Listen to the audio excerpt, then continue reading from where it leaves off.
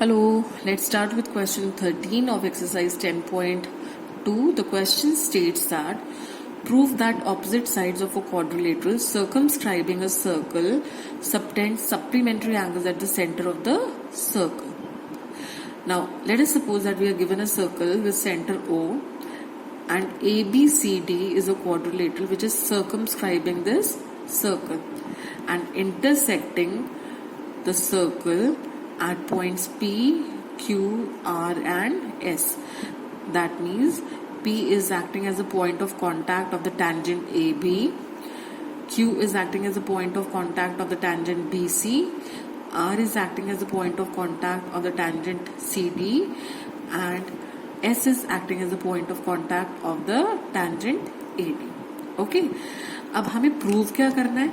We have to prove that the opposite sides of a quadrilateral circumscribing a circle subtend supplementary angles at the center of the circle. तो आप यहाँ देखेंगे ये जो quadrilateral ABCD है इसके opposite sides कौन सी है? AB is opposite to CD. तो AB और CD जो सेंटर पर एंगल बनाएंगे इन दोनों एंगल्स का सम 180 डिग्री होना चाहिए. मतलब angle AOB plus angle COD किसके इक्वल होना चाहिए? 180 के. Similarly since AD is the opposite side of BC तो AOD जो सेंटर पर एंगल बना रही है वो ही उसका सम BOC मतलब इन दोनों का sum should be 180 degree. I mean AOD plus BOC is equal to 180 degrees. Okay. अब हम क्या करेंगे? Let us join the centre of the circle to the point of contact. तो वील डू अ कंस्ट्रक्शन कि हम O को P से join कर देंगे, सिमिलरली O को Q से ज्वाइन कर देंगे और O को R से एंड O को S से ज्वाइन कर देंगे. ओके. तो हमने क्या ऑब्जर्व किया? अगर हम इनको देखें in triangle AOP and triangle AOS, let us right this down. हमने पहले तो एक कंस्ट्रक्शन की है. हमने क्या कंस्ट्रक्शन की है? join OP, OQ, OR and OS. Okay. Now consider triangle AOP and triangle AOS. AOP and AOS. अब ये जो दोनों ट्राइंगल्स हैं इसमें you know that AP is equal to AS. AP AS की इक्वल क्यों होगी? Because tangents drawn from an external point to the circle are equal. Okay. Tangents drawn from an external point to the circle are equal, so AP is equal to AS. OA is equal to AO. This is the common side, common between both the triangles, है ना? और क्या चीज हमें पता है? We know that this angle OPA is equal to 90 degrees.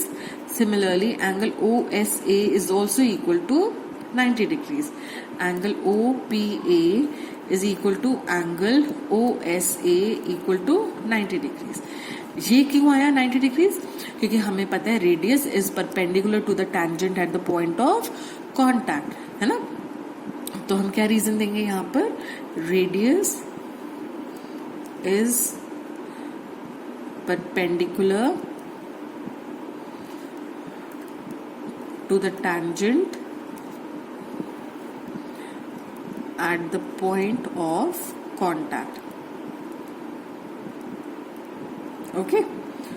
तो इससे हमें क्या पता चला? This implies that triangle AOP is congruent to triangle AOS by RHS. RHS से हो गए ना कॉन्ग्रुएंट, क्योंकि इनमें एक राइट एंगल है ना?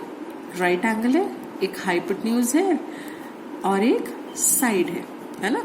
तो triangles are congruent by RHS.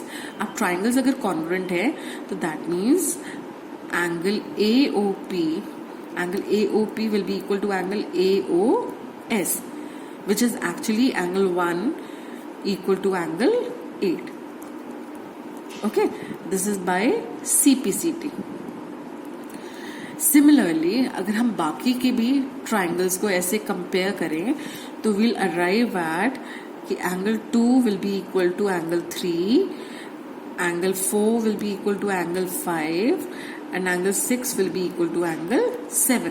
हम अगर इसी तरह से प्रूव करें, जैसे ये दो पेयर थे ट्राइंगल्स के, ऐसे इन दोनों पेयर्स को भी हम कॉन्ग्रुएंट प्रूव कर सकते हैं. सिमिलरली हम इन दोनों को भी कॉन्ग्रुएंट प्रूव कर सकते हैं और इन दोनों को भी. तो बाय CPCT इसमें हमें 2 इक्वल टू 3 मिल जाएगा, यहाँ हमें 4 इक्वल टू 5 मिल जाएगा और यहाँ पर हमें 6 इक्वल टू 7 मिल जाएगा. ठीक है. अब हमें पता है कि ये जो सारे एंगल्स हैं इनका सम कितना है, 360 डिग्रीज. सो एंगल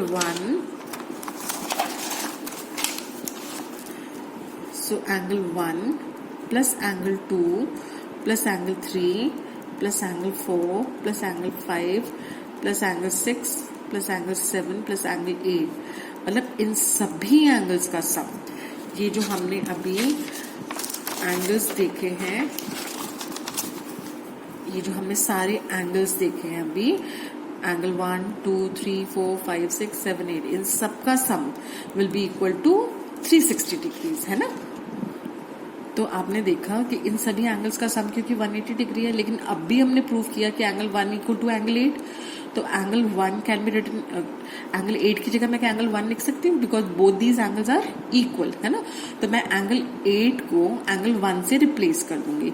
तो I can write this as angle 1 plus angle 8 की जगह भी मैंने लिख दिया एंगल 1 प्लस, क्योंकि एंगल 2 और एंगल 3 इक्वल है तो मैं एंगल 3 की जगह एंगल 2 लिख सकती हूँ. तो मैं यहाँ पर लिखूंगी एंगल 2 प्लस एंगल 2. यहाँ 3 को मैंने एंगल 2 से रिप्लेस कर दिया. सिमिलरली आप देख रहे हैं कि 4 और 5 भी इक्वल है ना. तो मैं एंगल 4 की जगह पे लिख सकती हूँ एंगल 5 प्लस एंगल 5. सिमिलरली क्योंकि 6 और 7 भी इक्वल हैं तो मैं 7 की जगह पर 6 लिख सकती हूँ. तो एंगल 6 तो ऑलरेडी यहाँ पर है, प्लस एंगल 7 की जगह मैंने फिर से क्या लिख दिया, angle 6. So this is equal to 360 degree. I hope आपको समझ आया मैंने कैसे करा, क्योंकि एंगल 1 और एंगल 8 इक्वल है. आप देख रहे हैं हमें ये प्रूव करना है कि AOB प्लस COD इनका सम 180 है. तो एंगल हमें एक तरह से प्रूव करना है कि 1 प्लस 2 प्लस 5 प्लस 6 इनका सम 180 शो करना है हमें, है ना. तो अब आपको क्योंकि सिर्फ 1 से मतलब है, 8 से मतलब नहीं है, और 1 और 8 क्योंकि दोनों इक्वल हैं तो 8 की जगह मैं 1 भी लिख सकती हूँ, है ना. तो मैंने 8 को रिप्लेस कर एंगल 1 कर दिया. इसी तरह से अगर हम 2 और 3 को ऑब्जर्व करें, क्योंकि ये एंगल कंसिडर करने के लिए मुझे सिर्फ एंगल 1 और 2 की जरूरत है, 3 की जरूरत नहीं है. क्योंकि एंगल 2 और एंगल 3 इक्वल हैं तो मैं 3 को हटाने के लिए 3 की जगह एंगल 2 लिख दूंगी. ओके. तो मैंने यहाँ पे 2 तो पहले से था मेरे पास, एंगल 3 की जगह मैंने 2 लिख दिया. सिमिलरली जब हम यहाँ नीचे की तरफ आएंगे तो आप देखेंगे कि एंगल 4 और एंगल 5 इक्वल है. तो एंगल 4 क्योंकि मुझे अभी इसकी जरूरत नहीं है, मुझे एंगल 5 की जरूरत है, मुझे इन दोनों का सम 180 प्रूव करना है ना. तो इसलिए मैं एंगल 4 को एंगल 5 से रिप्लेस कर दूंगी. तो एंगल 4 को मैंने एंगल 5 से रिप्लेस कर दिया. एंगल 5 तो ऑलरेडी यहाँ पर था ही था, है ना. इसी तरह से जब हम एंगल 6 पर आते हैं तो एंगल 6 क्योंकि ऑलरेडी यहाँ पर है, लेकिन एंगल 7 को मैं रिप्लेस कर एंगल 6 लिख सकती हूँ क्योंकि 6 और 7 इक्वल है. तो ये मेरे पास आ जाएगा, इन सबका sum is equal to 360 degree. But आप देख रहे हैं यहाँ पे मेरे पास 2 टाइम्स एंगल 1 है, 2 टाइम्स एंगल 2 है, प्लस 2 टाइम्स एंगल 5 है और 2 टाइम्स एंगल 6 है. So this is equal to 360 degrees. Now if I take out 2 common तो मेरे पास बचा angle 1 plus angle 2 plus angle 5 plus angle 6 is equal to 360 degrees. और I can say that angle 1 plus angle 2 plus angle 5 plus angle 6 is equal to 360 degrees. क्योंकि हम multiply में equal to की दूसरी तरफ जाकर ये डिवाइड हो जाएगा. तो I have angle 1 plus angle 2 plus angle 5 plus angle 6 is 180 degree. लेकिन एंगल 1 और एंगल 2 मिलके एंगल AOB बना रहे हैं.